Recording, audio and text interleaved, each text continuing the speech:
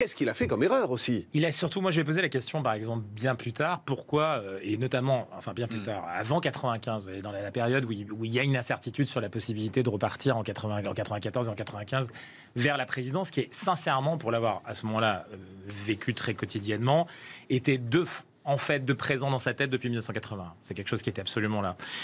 Pourquoi n'avez-vous pas laissé sortir ce film qui est un bijou? Alors, ce film, en fait, c'est Depardieu qui va le suivre pendant sa campagne. C'est le premier à avoir fait ça. On l'aura avec Clinton en 92, on l'aura avec d'autres présidents. Obama l'a fait après.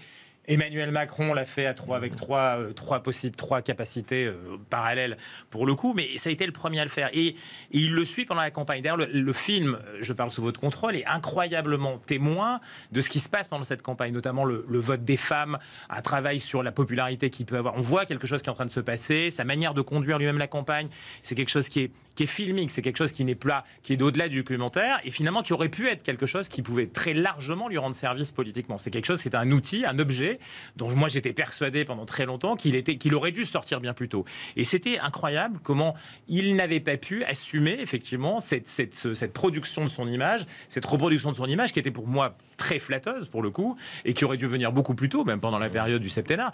Mais on avait un sentiment de blocage, alors vous dire pourquoi, comment, et ainsi de suite là-dessus. Il était totalement verrouillé là-dessus, c'est quelque chose dont on pouvait parler, parce que c'était plus simple de lui parler à ce moment-là, certainement.